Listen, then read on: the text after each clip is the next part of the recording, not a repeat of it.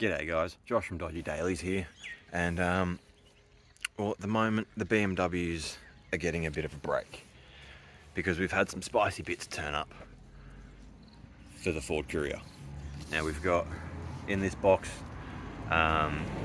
diff drop, ball joint drop, custom upper control arms, and some shock reinforcement plates.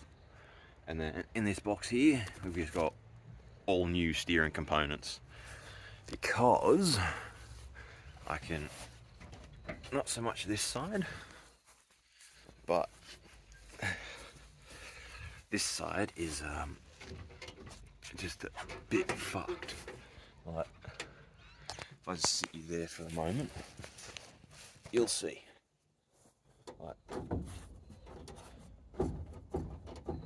yeah, so then a lot of that movement comes from there, from the idler arm, and then I don't know how well you're going to be able to see this, but I do have a photo of it, so I'll put the photo in here anyway. But this is my lower control arm. So as you can sort of see in there, the control arm's worn grooves in it. The bush is no longer where it needs to be. I've just plated this because the shocks shot through it at some point.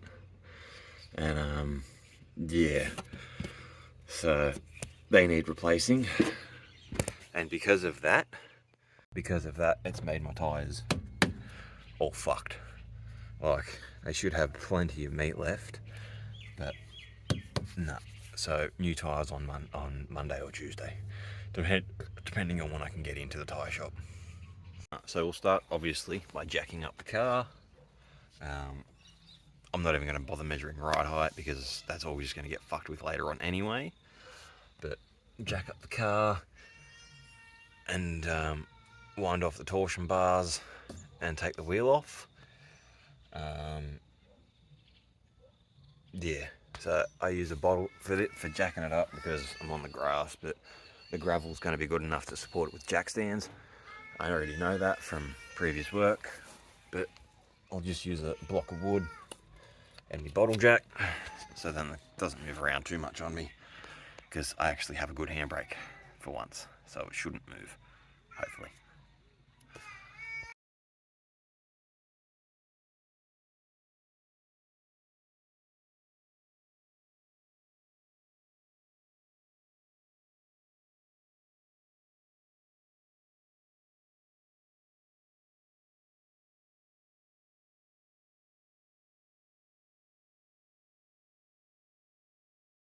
Alright, so we've got the car up on stands now. You can't really see them because the wheel's in the way, but let's get the wheels off, lay them underneath the car, because, you know, I'd rather ruin a rim than lose a leg.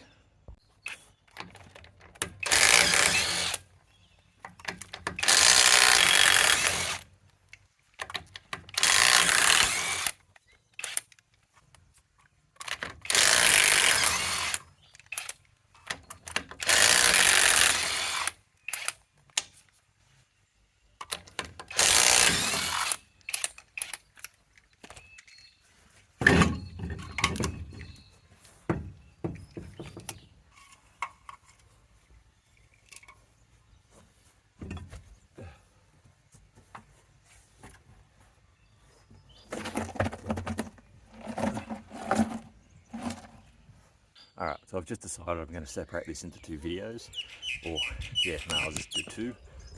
One for the upper control arms and the diff drop, and then another video for all the steering components. So what you want to do first when you're fucking around with IFS, especially ones with torsion bars, is you want to loosen them off, so then when you undo your top arm, it doesn't smack you in the face. When you climb underneath, you'll see this looking bracket. It'll be this 17mm on the outside. You just want to undo that. You know, normal, like your normal bolts, lefty loosey, righty tighty. Obviously righty tighty means more lift, lefty loosey undoes the lift. Now after I put these control arms in, I may need to re-index torsion bars and stuff, but I've done a video on that before, so I'm not going to bother explaining that again. Yeah, but you know, it's always helpful to just check over things as you go, like if you spot something. But in this case, I already know everything's fucked, so, or just about everything's been replaced. Now what you want to do is you want to get some WD and spray it up here. Yeah, you want to spray it up here and try and free up some of those threads so then you don't snap the bolt.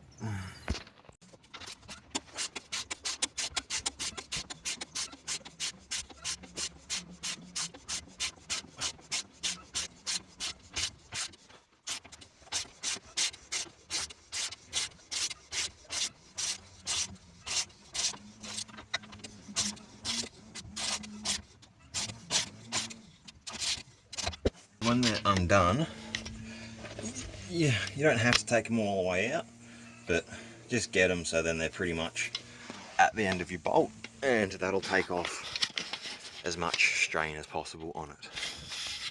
But if you still find that there is a bit of strain on that, then yeah, you have to take it all the way out. And the best way to do that is to put some support underneath the lower control arm and sort of lift it up a little. But I'll see how I go with not needing to do that. Alright, so the whole thing doesn't just fall down on you when you undo your control arm.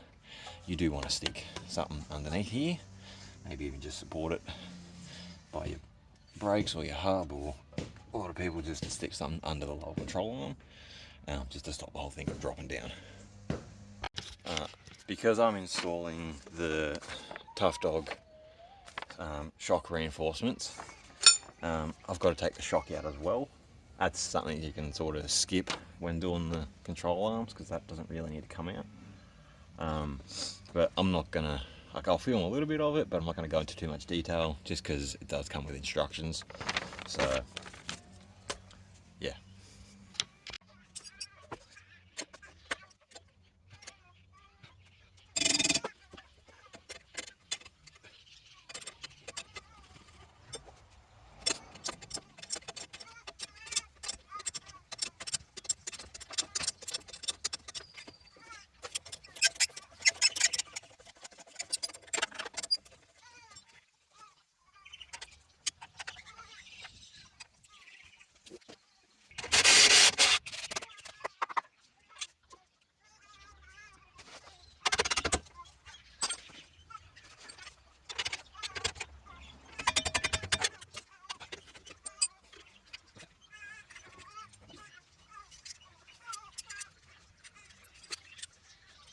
Alright, so your inner bolt nuts here and here, they'll be a 19, and then ones there are a 12, and then we'll just get that out of the way. And then once that's out of the way, I can put in the shock reinforcement plate, because it started to oval itself out inside there. Yeah.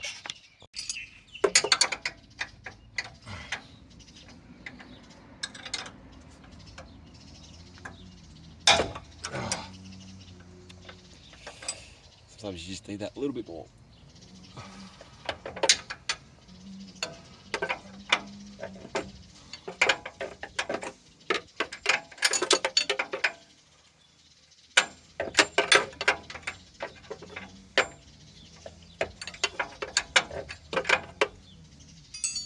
Actually, no, sorry, I was wrong.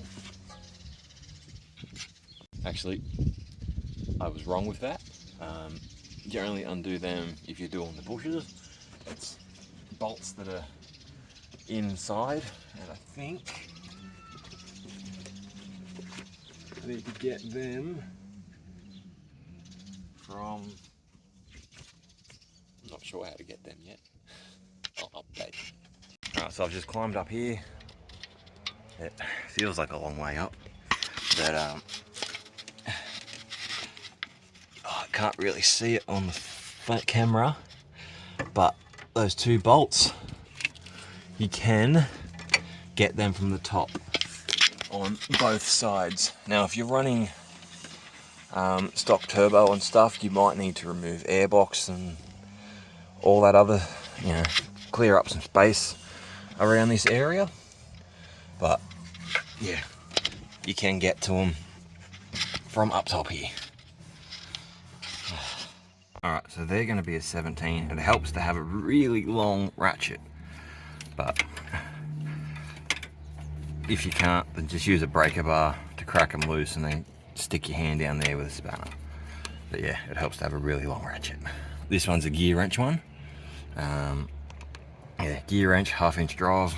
Can't think of the actual fucking anything else to do with it. But yeah, alright, I'll get them undone. Alright, so I've got them loose. I'm just going to climb down now and undo those 12 mils. Undo those 12 mils, and then we should be able to pull that arm out.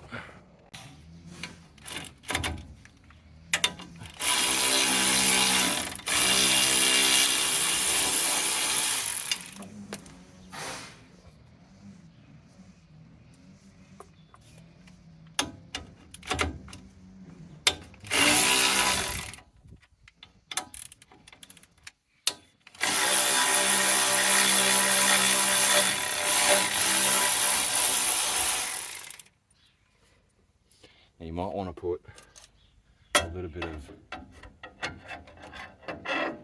if you can get into it somewhere. Yeah, if you can get into it, you might want to put a little bit of downwards pressure just to make sure it doesn't hit you, like it doesn't fly off.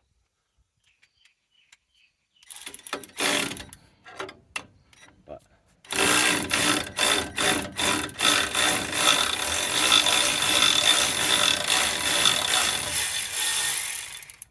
because we've undone the torsion bars, you don't really have to worry about it.